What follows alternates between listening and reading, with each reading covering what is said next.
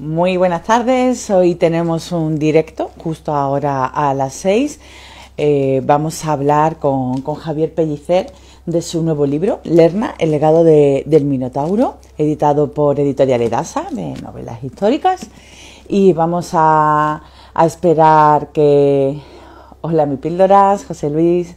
Vamos a esperar a que Javier se una. Y vamos a hablar con él de esta novela que me ha sorprendido mucho porque, claro, obviamente tiene un componente histórico, pero no es tanto como nos podemos llegar a pensar.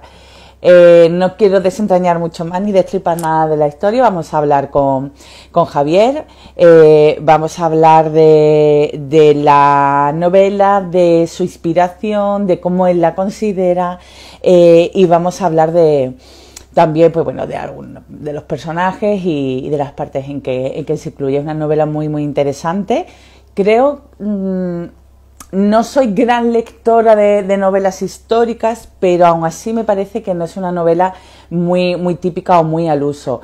Entonces creo que es bastante interesante para descubrir un nuevo tipo de novela. Ni es novela histórica, ni es novela mitológica al 100%, y creo que vamos a encontrar muchas particularidades y además un tema muy interesante, como por ejemplo puede ser la Creta minoica, por así decirlo, antes de la Grecia clásica, la edad del bronce, pero también vamos a descubrir de la tierra Irlanda. A ver, que en la novela le llaman de una manera y yo siempre le digo la tierra prometida y no es la tierra prometida, es la tierra durmiente, eso es, como la bella, que creía, siempre le digo la prometida. Ya está aquí Javier, vamos a lanzarle esta tarde y a ver si vamos a pasar un ratito muy agradable, porque al fin y al cabo lo que más nos gusta a todos los que estamos aquí es hablar de libros. Hola Javier.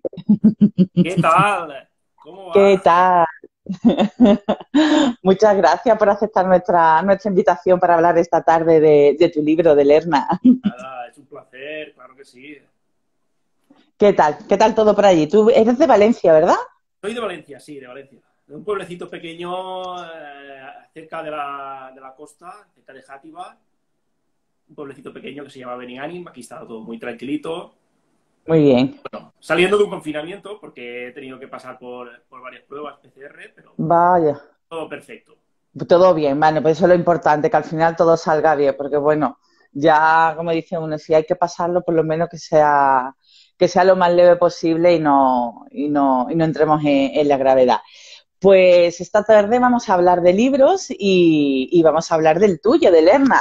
Le estaba comentando a todos nuestros lectores que me ha parecido una novela muy interesante y vamos a hablar de ella porque tengo bastantes preguntas que yo en un principio, cuando estaba leyéndola, digo, quiero preguntarle esto y quiero preguntarle lo otro. Y digo, no, porque si le pregunto esto, vamos a decir cosas de la trama y no puedo decir nada de la trama.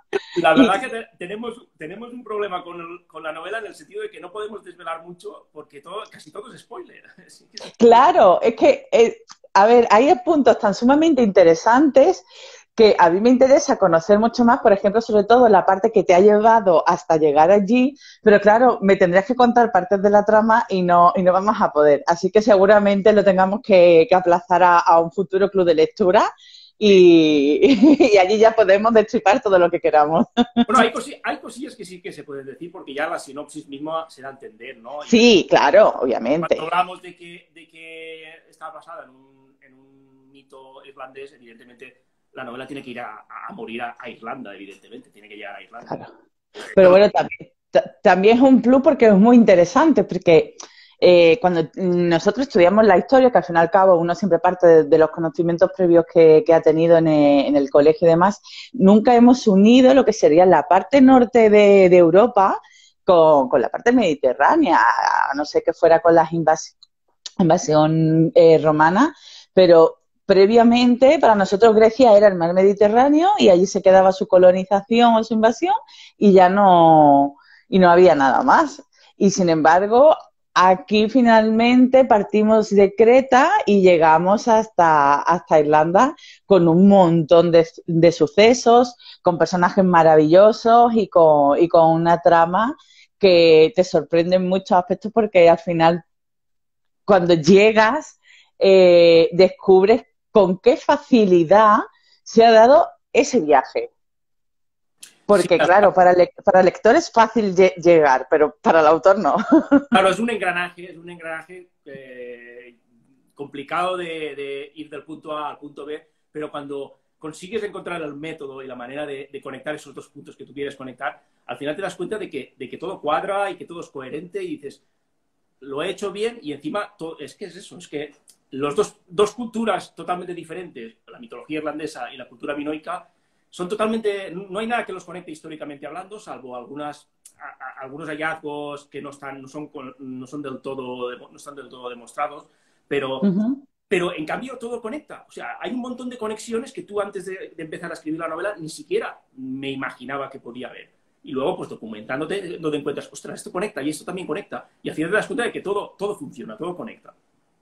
Sí, porque claro, nosotros la historia que conocemos es el resumen del resumen del resumen y al final son grandes episodios, pero después, claro, hay muchas lagunas que no conseguimos llenar bien por falta de pruebas o bien pues también por falta de a lo mejor de no haber un suceso suficientemente importante como para recrearlo y llevarlo al aprendizaje de la historia.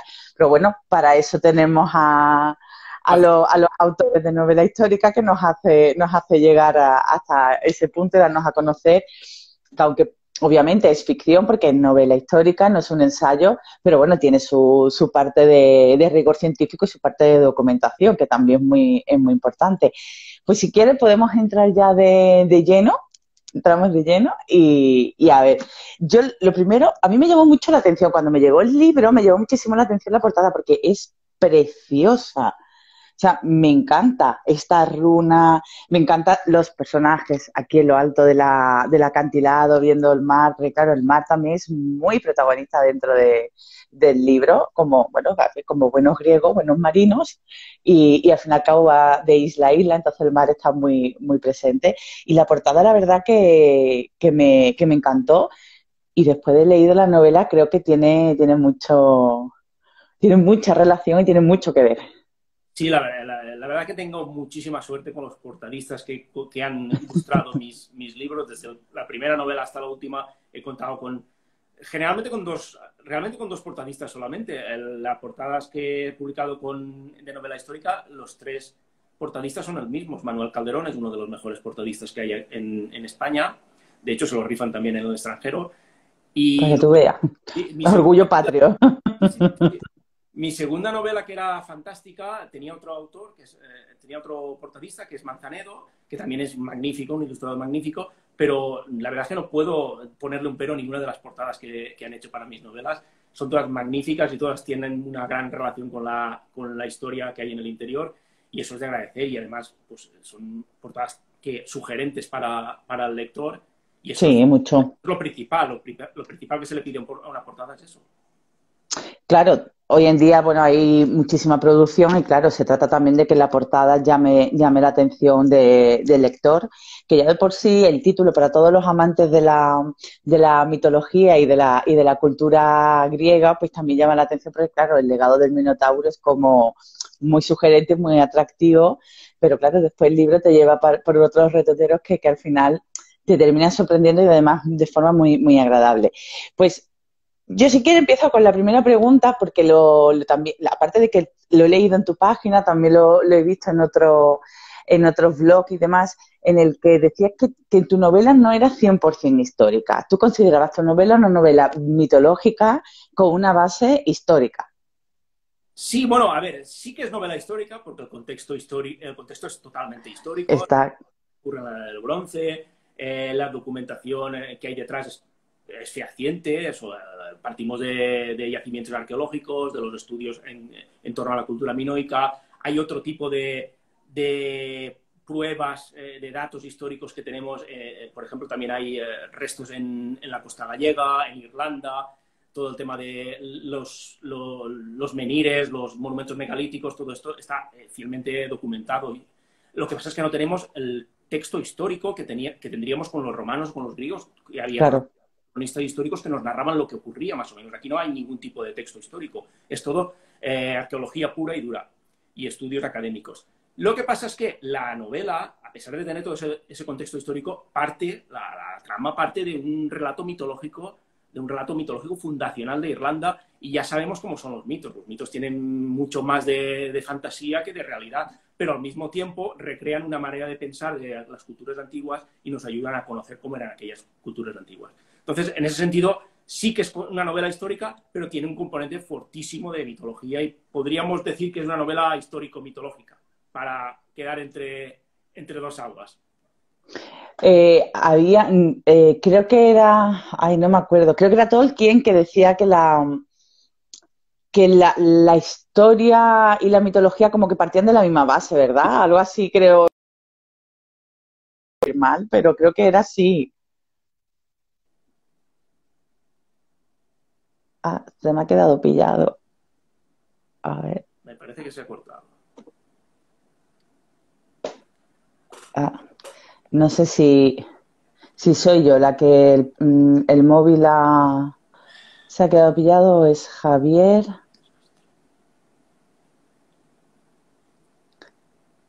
A ver, vamos a ver, se ha salido. Pequeñito error de conexión. Vamos a volver a enviar la solicitud que nos hemos quedado justo en el comienzo de la presentación. Sí, A ver seguramente una si ahora sí, ¿no? Vale. Se ha quedado así un poco pillado y digo, no sé si soy yo con el móvil o es la conexión. Pues eso, estábamos hablando que creo que era Tolkien, ¿verdad? El que Sí, es la novela, decía es de la eso. cita con la que abro la novela, porque la historia de Lerna en realidad nace con Tolkien, con la influencia que tuvo la mitología en su obra, y eso, como a mí me fascina la obra de Tolkien, yo descubrí la mitología irlandesa, entre otras mitologías, gracias a Tolkien. Y de ahí surgió la idea de la novela. Claro. Fíjate, si es que al Que final todos Tolkien bebemos de los ha creado mismos. muchos autores. Sí, sí, totalmente, lo seguí, vamos. Y yo creo que seguirá siendo una fuente de inspiración constante, eso estoy convencida. Pues, en la novela, o sea, hemos dicho antes que partíamos de una Creta clásica, minoica, por así decirlo, que es previa a la Grecia clásica que todos conocemos, pero también nos unimos a Irlanda y a la mitología fundacional con el libro de las invasiones, que es menos conocido para el resto del público. Mira, aquí lo tiene. Yo estaba mirando por internet, bueno, he visto una edición preciosa con unas miniaturas increíbles y ha sido súper interesante conocer extractos, obviamente, porque claro, en internet vas a encontrar extractos y ha sido súper interesante. Entonces, claro, incluso la parte de Partolón y los partolonianos, ya ahí incluso he dicho, digo, joder, pues mira, sí es que tiene conexión. Y ha sido muy, muy, muy interesante y además ha sido una sorpresa muy, muy grata. Pero unir la parte griega con la parte irlandesa, ¿te ha supuesto hacer un entramado muy complejo? Porque a los lectores nos lo ha puesto muy fácil, pero para ti ha sido Sí, muy porque, complejo como te poder decía, hilarlo no hay todo. ningún tipo de conexión histórica entre la cultura minoica y ningún tipo de cultura irlandesa, y sobre todo con el mito de Partolón. No hay ningún tipo de conexión. El mito de Partolón nos dice que llegó desde una Sicilia ocupada por los griegos, pero ¿qué ocurre? Que cuando buscas la correlación entre en la época que supuestamente ocurrió el libro de las invasiones, te das cuenta, porque son fechas bíblicas, pero se pueden transportar más a contexto histórico, porque Claro, hay una correlación entre el calendario gregoriano y el calendario bíblico. Y la fecha que me daba estaba muy lejos de Sicilia de tener ningún tipo de ocupación griega. Estábamos hablando de más o menos del 1400 antes de Cristo. En aquella época ni existían los griegos todavía como tales. Estaban empezando todavía a nacer los micénicos, que serían los que seguirían la estela de los minoicos, y sobre todo Sicilia no estaba ocupada por ningún sí. tipo de pueblo griego. Entonces no podía ser fiel al mito totalmente y tenía que buscar un contexto histórico donde situar el mito de Partolón. Y documentándome, lo primero que me llama la atención es que resulta que para llegar a Irlanda necesitas una cultura que fuera una potencia marítima. Y en aquella época había muy pocas potencias marítimas en la época de la bronce.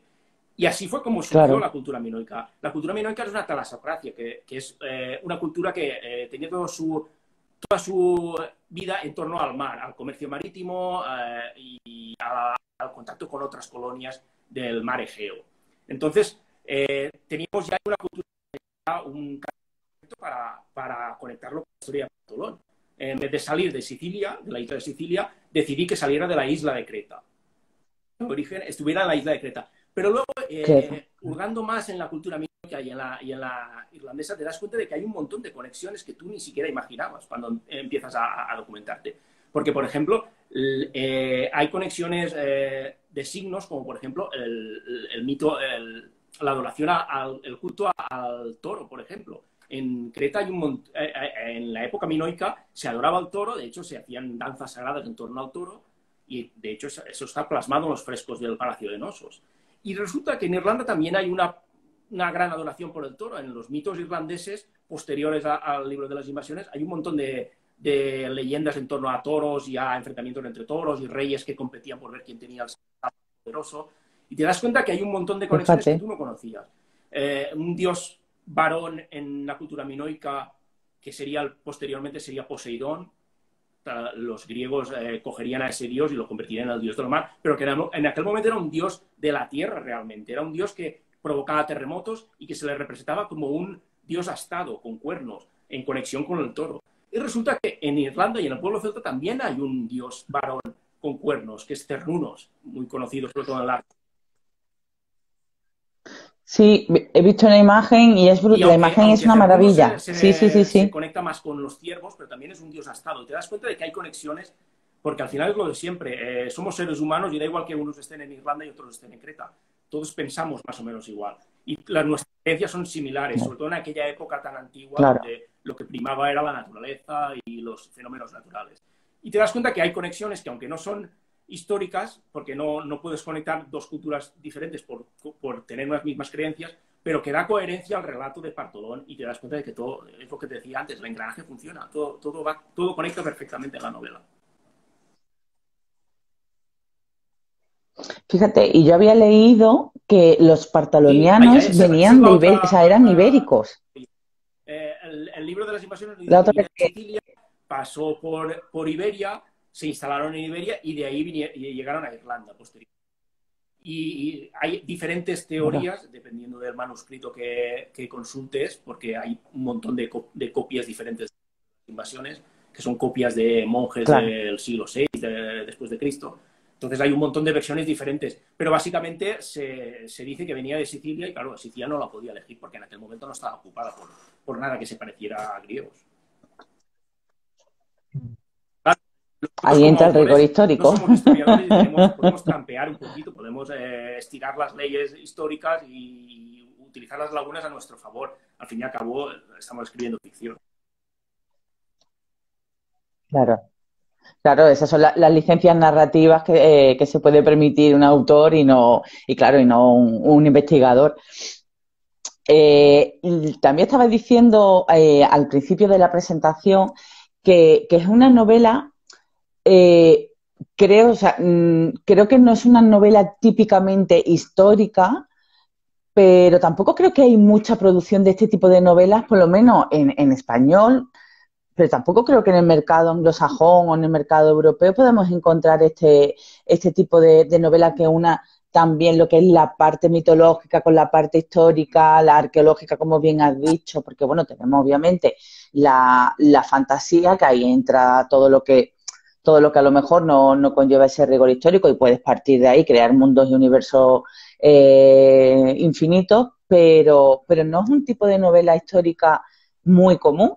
Y creo que hay ahí como sí, aquí en España, un hueco que llenar. Solo se me ocurre recientemente la novela de Odiseo de Javier Negrete.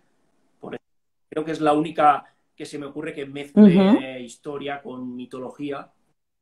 Luego, fuera también hay algunas novelas, pero de hecho el libro de las invasiones narra diversas colonizaciones de Irlanda.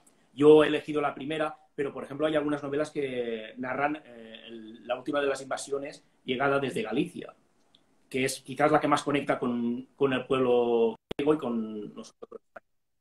Pero yo elegí la primera porque quería empezar por el claro. principio. Pero hay muy poca novela histórica que utilice el concepto de la mitología, y a mí es algo que me chocaba mucho, y esa fue una de las decisiones, uno de los motivos por los que me decidí a emprender este tipo de novela, porque soy un autor que le gusta abordar retos nuevos, novelas nuevas. Con mi primera novela publicada era novela histórica. Yo no había escrito nunca novela histórica y fue un reto para mí, aprendí mucho, me lo pasé muy bien. Luego, con Leones de Aníbal, pues elegí un punto de vista diferente, una historia sobradamente conocida, porque ya la había narrado un montón de autores, que era la llegada del viaje de Aníbal hasta la península itálica, pero yo lo hice desde el punto de vista de sus soldados, no del propio Aníbal.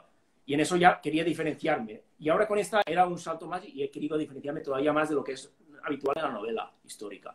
Y he elegido, pues, utilizar la herramienta de la mitología, que me parece fascinante a la hora de comprender culturas antiguas. Y bueno, y que tienes ahí un nicho para poder crear historias increíbles, porque bueno, la mitología, no, o sea, nosotros estamos acostumbrados a conocer prácticamente la mitología griega y un poquito de la nórdica y céltica, pero es que hay mitología de mil sitios, bueno, si te vas a Asia o África es brutal, y yo creo que a partir de ahí puedes crear o sea, puedes explotar un nicho de mercado La verdad que sí, maravilloso podríamos que te daría para escribir inaugurar muchísimo. un nuevo sello, ¿no? Literario, la novela mitológica. Un- Sería interesante. Pues mira, no estaría mal, no estaría mal. Al principio compartiría banda con la histórica y poco a poco iría creciendo hasta tener su propia estantería. Me he hecho un montón de preguntas, porque claro, es lo que te he dicho antes, no quería dejarme, pero aún así son 4 páginas de preguntas. Pero bueno, voy a intentar resumir y voy a intentar, también mi letra es grande, pero voy a intentar. Eh, yo tenía claro, es que estoy aquí leyendo y digo, si digo esto a lo mejor puedo... Entonces voy a entrar al tema de la documentación, que ya nos has dicho que te ha pasado en hechos históricos y en documentos arqueológicos y demás, pero ¿cuáles son? Entiendo que para la parte irlandesa el libro de las invasiones ha sido obviamente fundamental, pero hay más libros o más documentación fundamental que no te ha podido faltar en Sí, hay, la ya, concepción de la imagino que lo novela. sabrás, pero autores, entre papeles, entre millones de papeles, documentos y archivos, afortunadamente ahora todo digital, pero por ejemplo, también utilizado en la parte irlandesa, utilizado también los anales de los cuatro maestros, que es los manuscritos fundamentales de la mitología irlandesa, posteriores al libro de las invasiones. He utilizado también, pues, libros sobre arqueología tanto gallega, porque la novela también transcurre en Galicia algunos capítulos, cretense y minoica, los estudios de Peter Evans, que es el descubridor del Palacio de Nosos, y sobre todo un montón de documentación gráfica sobre Nosos. De hecho, hay escenas y personajes que están expresamente ambientados en imágenes de Nosos. Sí, sí, sí. Por ejemplo, Partolón, sin ir De más no sé, lejos, fíjate. el aspecto físico de Partolón está, creo que aquí se puede ver, porque tenemos un librito promocional que, que no Sí, sé eso si no me quedará alguna llegó. copia, porque la editorial se lo di a la gente que se hace una foto con la novela y etiqueta. Sí, para los primeros ejemplares salió algo. A ver si tenemos suerte, cualquiera que quiera. Y oye, que es un complemento perfecto para estas Navidades. Aparte del libro, un librito con más documentación, que además es muy interesante y te ayuda a comprender mucho también Claro, de y de aspectos de cómo la novela, funciona. que No sé si siempre es se mucho verá más bien, porque interesante. tampoco te lo puedo pasar. Pero, por ejemplo, esto es un fresco de Nosos, se llama El Príncipe Sí, de sí los se ve, sí Grillos, se ve. y yo me basé en este fresco para crear el personaje, físicamente el personaje de Partolón, un príncipe minoico, y así es como vestían los minoicos. No tenía nada que ver con los griegos clásicos. Y nada que ver, nada que ver. La gente No. imagina que los minoicos eran tíos y nada más lejos de la realidad. De hecho, eran más cercanos en cultura a los egipcios que a los griegos posteriores. Bueno, hay un montón de documentación gráfica que he utilizado y sería eterno estar aquí enumerando cada... Bueno, de hecho, al final del libro vamos a encontrar una bibliografía que has utilizado y La a nota ver de autor. si lo tengo aquí, que he perdido. Eh, sí, lo tenía anotado y lo he perdido. Bueno, tienes el epílogo, la nota del autor me encanta porque Edasa le suele incluir en sus libros la nota del autor, que bueno, pues son lo que estamos hablando, básicamente, pues también lo incluyes allí, así que también le da al lector oportunidad de conocer un poquito más cuáles son los motivos que te llevaron a escribir el libro. Me encanta el glosario de topónimos, porque claro, a ver, estamos hablando de nombres griegos para empezar, que no son fáciles para nosotros, algunos los conocemos, pero otros no. Y también todos los personajes que aparecen en la novela, pues bueno, tienen su índice y su glosario, por así decirlo, de personajes y todas las relaciones que tienen entre ellos. Y la verdad que está súper bien. La verdad que la novela está muy completa, la edición es maravillosa, una edición de tapadura es muy manejable, que a pesar de que se ve un poquito gordito, no pesa nada, es muy manejable. Tengo una tendinitis y le puedo coger, o sea que no me duele. Y la verdad que creo que es una novela, si encima ya te llega con el librito pequeñito, pues es maravilloso para un buen regalo esta Navidad o para autorregalarse, que también está Sí, muy como bien. todos los libros. Quererse mucho y regalarse libros bonitos. Eh, exacto. El libro, vamos a entrar un poquito de lleno en el libro, en el contenido sin intentar desvelar, pero bueno, el libro lo divides en tres partes. Son tres partes diferenciadas, pero que al mismo tiempo están unidas porque es la misma historia que va desenredándose desde Creta, que es la primera parte, hasta la tierra durmiente, que antes he dicho la tierra prometida porque a mí se me ha metido en la cabeza que es la tierra Bien. prometida. Digo, no, durmiente como la Sí, bella. la novela se divide en tres actos, Aquí como te las reglas de refería. cada O uno. sea, siempre, al final, sigue un ciclo natural de novela, o sea, el planteamiento, el desarrollo y el desenlace. Y la novela se divide en tres actos porque los tres actos son muy diferentes. O sea, la primera parte transcurre sobre todo en el Palacio Nosos, en Creta. Lo que intentamos allí es presentar a los personajes, presentar a la historia y presentar los motivos por los que luego ocurre todo lo que ocurre. ¿Vale? Sobre todo la Claro, profecía que surge cuando llega Stark, que es el protagonista, regresa a Palacio de Nosos y se estar. encuentra con que toda la placidez que él recordaba pues está turbiada, hay una tensión en el ambiente, su hermano mayor, que es el heredero al trono del rey Minos, está enfrentado con su padre, luego también hay ataques piratas de los aqueos, que serían luego posteriormente los griegos, que atacan también a los barcos minoicos, y de repente aparece una profecía que dicta que es el final, que se acerca al final de la casa del rey Minos. Y entonces ahí Star tiene que tomar unas decisiones entre quedarse para enfrentarse a esa profecía o marcharse con su hermano Partolón a buscar un nuevo hogar. La segunda parte, cuando él toma esa decisión, empieza la segunda parte con el viaje que hacen para buscar ese hogar. No creo que eso sea un spoiler porque sabemos que va a acabar en Irlanda. No, aparece aquí en la contraportada, ¿eh? O sea, que no os Hay preocupéis mucho que no más que no estamos se puede desvelando contar nada. porque Sí, sí, muchísimo. Bueno, es que el viaje es que yo creo que novela histórica, novela mitológica, novela de acción y sí, sí, sí, aventuras no. De hecho, totalmente, pero novela de está viajes. partida en tres partes precisamente para hacer esa diferenciación. La primera parte es mucho más de intriga palaciega, un poco tipo Juego de Tronos, a ver qué pasa, pasa. Luego tenemos la segunda parte que es Ujú, mucho más sí, guerrera y aventurera, también con poderosas escenas de drama también, porque a los personajes tienen que luchar contra diversas adversidades. Y luego tenemos la última parte ya en Irlanda, que para mí, en mi entender, es la más épica de todas y donde todo confluye y donde todo explota y claro. llega al momento culminante, que es, en mi opinión, grandioso, pero también quizás un poco trágico, pero también muy esperanzador. Bueno, toda novela histórica épica, porque al fin y al cabo no deja de ser un acontecimiento épico, tiene también su tragedia y su parte trágica, porque claro, si no, no, lo épico con la tragedia yo creo que van unidos, si no, no podría haber, De hecho, no podría creo que ser la épico, mayoría de novelas, eso es sean de así. histórica o no, todas tienen tragedia, porque la tragedia se viene a conectar con el Claro, conflicto narrativo. Necesitamos un conflicto para que una novela exista. Y en ese caso, ¿cuál es el conflicto más? La tragedia, los claro. problemas, el intentar superar todo ese tipo de acontecimientos trágicos.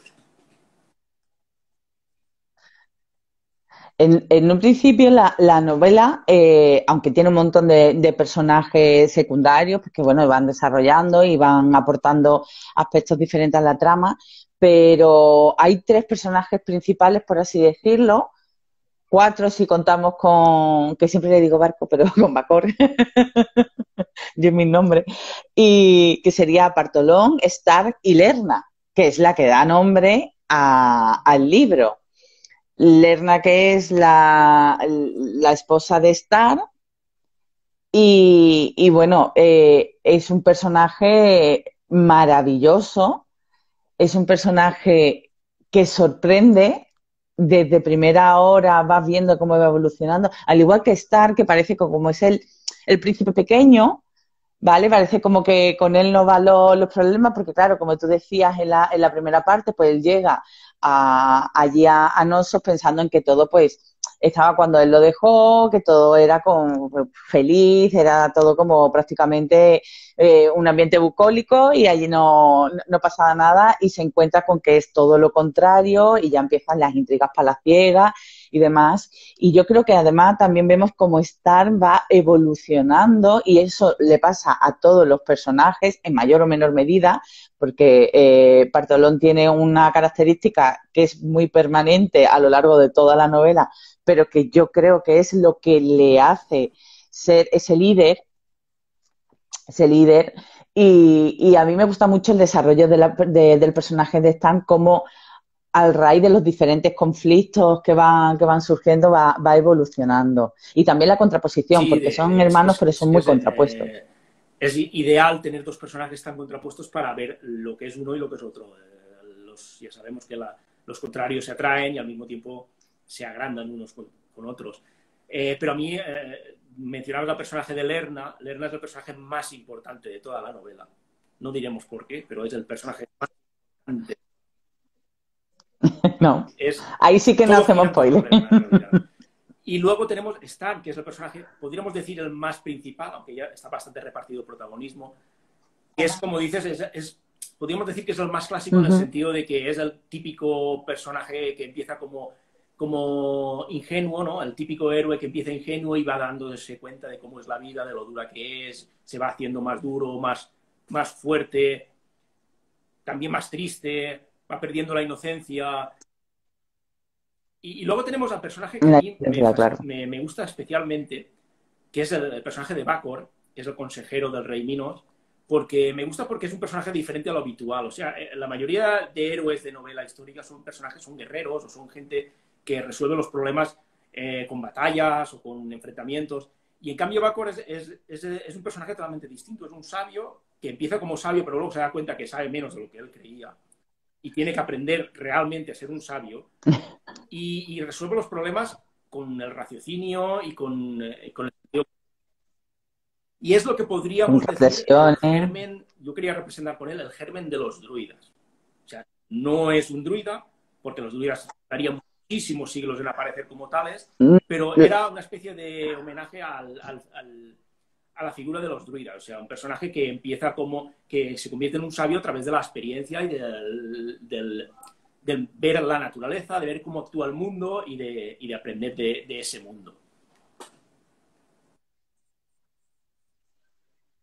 Sí, y que bueno, es un personaje, como tú dices, que dentro de lo que es la mitología, dentro de la historia, siempre tenemos a esos sabios, a esos consejeros reales y demás que al final terminan como mal metiendo, pero sin embargo, Bacor, como tú dices, es una persona muy reflexiva que obviamente conforme va sucediendo las cosas, se va dando cuenta, pues eso, que al final no es tan sabio como él creía que podía ser en un principio, pero que igualmente también es una figura importante porque a través de él ocurren muchas cosas que no vamos a develar, que no vamos a decir, pero que también es un apoyo muy importante Sí, para los Parton dos es hermanos y para fundamental en el Lerna. sentido, es como si dijéramos la argamasa que mantiene unida a todo el grupo de protagonistas.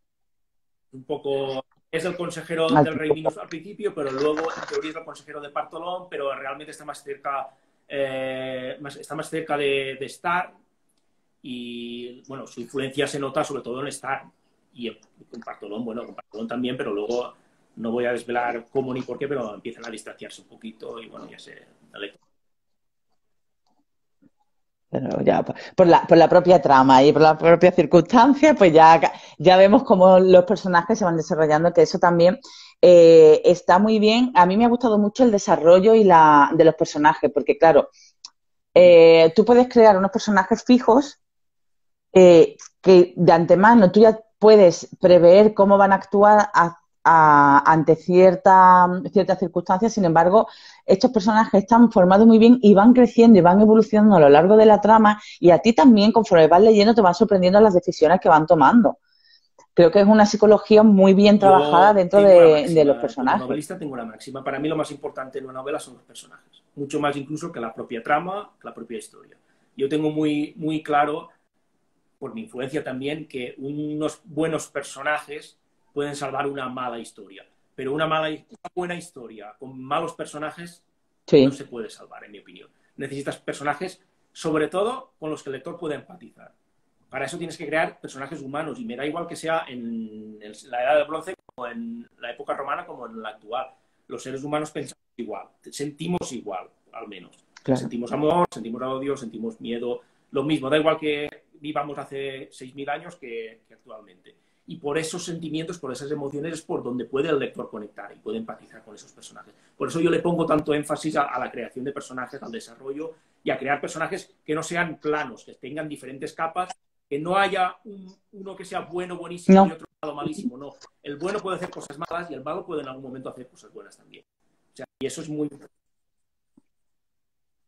sí, porque es la condición humana. Nadie es Y bueno, cuando bueno, leo ni una nadie novela es en la que malo, un malo. personaje es malo, malísimo y malo desde el primer momento hasta el final y es el típico villano de opereta, a mí eso no me gusta. Yo quiero personajes que tengan, porque en este caso Bartolón quizás es el más brusco de todos los personajes y el que realiza acciones más sí, pero comprendes por qué lo Temperamentales. hace. Comprendes por qué lo hace. Tiene una motivación. Quizás esté equivocado, pero tiene una motivación. Y eso es importante que el lector pueda entender las motivaciones de los personajes. Claro. Eh, a la hora de establecer lo que es la trama, de configurar los personajes y de llevarlo todo, ¿has seguido un guión desde el principio y no te has salido de ahí? ¿O conforme ibas desarrollando, al final has tenido que desechar cosas porque veías que la trama por ahí no iba bien? O sea, mm, o fijo, o al Yo, final vas haciendo según te vayan llevando los personajes. Porque claro, siempre suele yo, haber yo dos tipos soy de bastante autores y dos híbrido en tipos ese de sentido. Yo me corrientes. creo un planning inicial, una sinopsis argumental, una especie de esqueleto, ¿no? Por dónde quiero ir, el camino por donde quiero ir, pero luego dejo la suficiente libertad para que los personajes y la historia me sorprenda, porque a veces varía la cosa, pensabas que este personaje lo querías desarrollar de un modo, pero luego te das cuenta que es mejor desarrollarlo de otro modo, y entonces intento no ser tan cuadriculado como para, no, yo tengo este esquema y lo voy a seguir hasta el final, ¿no? Porque la novela también está viva y es bueno eso porque le da lo que yo llamo un alma. O sea, la novela tiene que tener un alma. Si eres muy cuadriculado, lo tienes todo perfectamente Uh -huh. cuadriculado, te vas a perder en todo eso. Y en la teoría, yo prefiero darle un poquito de margen a la propia imaginación, en este caso mía, del autor. Y seguir por caminos que a veces te sorprenden a ti tanto como al lector. Si te sorprenden a ti, también te sorprenden al lector. Lo que sí que es verdad es que luego tienes que cohesionarlo todo. Si has hecho un cambio, tienes que comprobar que Claro. funcione con lo que antes tenías escrito y con lo que tenías pensado. Pero bueno, esto supongo que es mejor, es malo de explicar, es difícil de explicar, pero es mucho más fácil de aplicar cuando eres escritor. Claro, a ver, el autor en el proceso de escribir, pues claro, sabe muy bien por dónde tiene que ir, porque como tú decías, no puedo cambiar una parte de la página 300 si a lo mejor eso que cambio de la página 300 no tiene coherencia con lo que puse en la página 90. Entonces ya, claro, ahí ya cuando pasa ese hecho en las 90, llegas al 300 te dice imposible.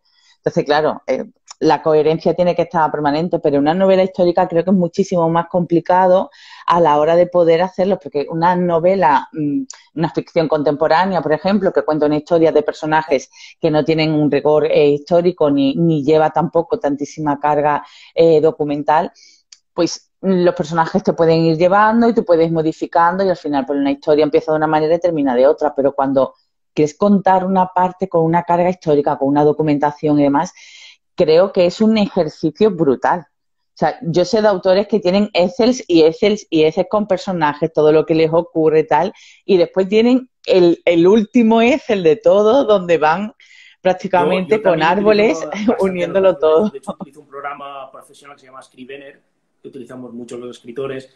No utilizo el Word clásico, salvo para hacer la maquetación final. Y ese programa lo que te permite es hacer pues esquemas de personajes, fichas, la trama, la documentación, tenerlo todo en el mismo programa y eso agiliza mucho el trabajo.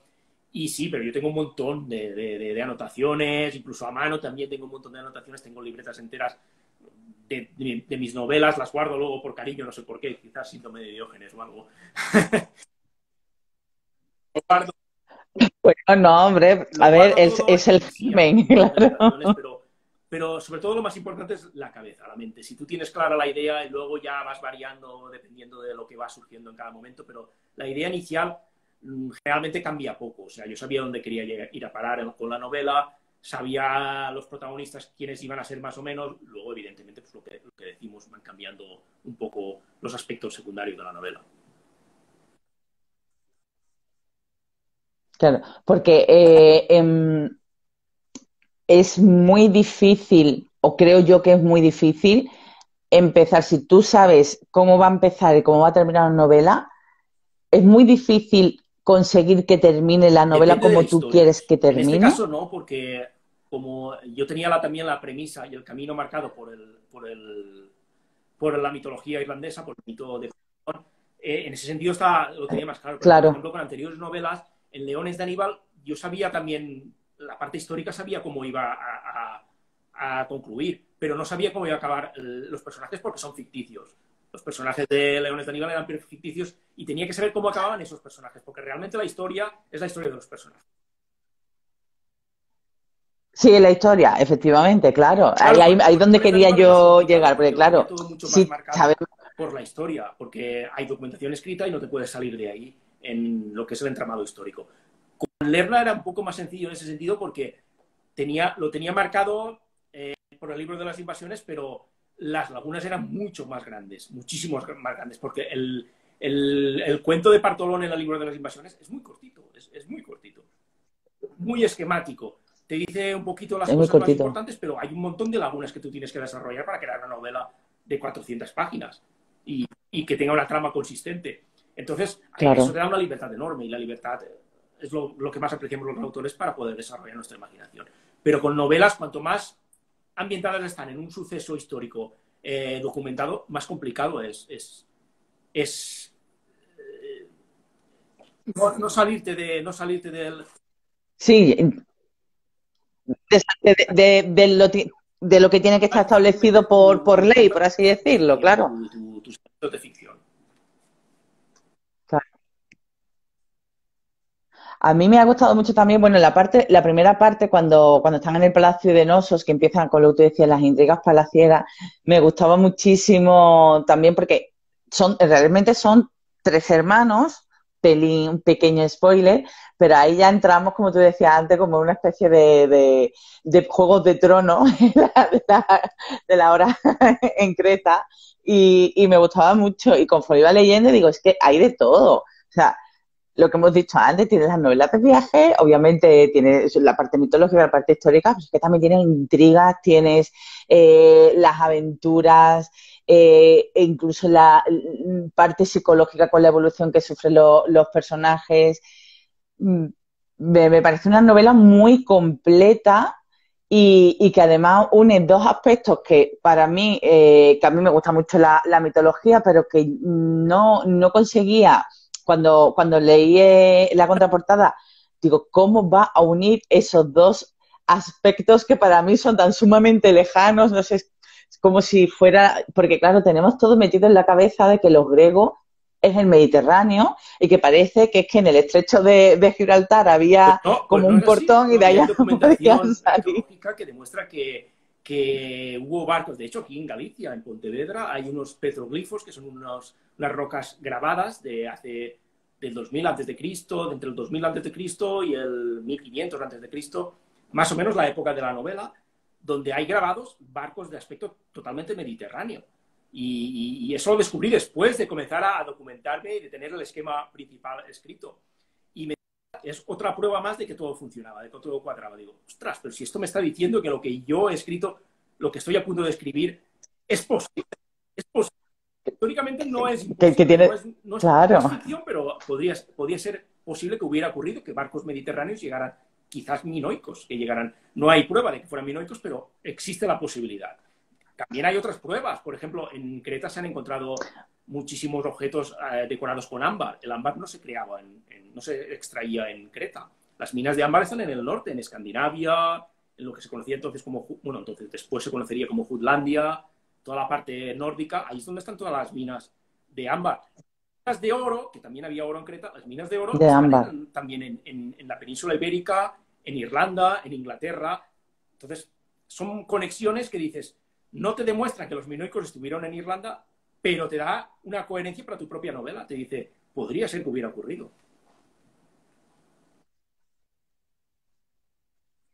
Pues la verdad me quedo súper sorprendido porque, claro, una lee la novela, pero al final es lo que lo que nos estás contando, la documentación tan profusa que hay sobre el tema, que al final eh, eh, eh, todo era plausible. Bueno, también nos creíamos que los vikingos solamente iban por la parte del norte de Escandinavia y mira tú por dónde, que incluso estabas diciendo que ya habían llegado incluso a América, que habían pasado por el estrecho de Siberia que une con Alaska, es decir, que realmente la historia tiene muchas lagunas y bueno, simplemente con ir escarbando un poquito más al Ese es uno final de los motivos más para podemos escribirla, conseguir el encontrar. diferenciarse, buscar nuevas culturas históricas, nuevos momentos históricos, nuevas épocas, porque parece que nos centramos demasiado quizás en los temas de siempre, en Roma, en Cartago, no sé, en los tercios de Sí, Flandes,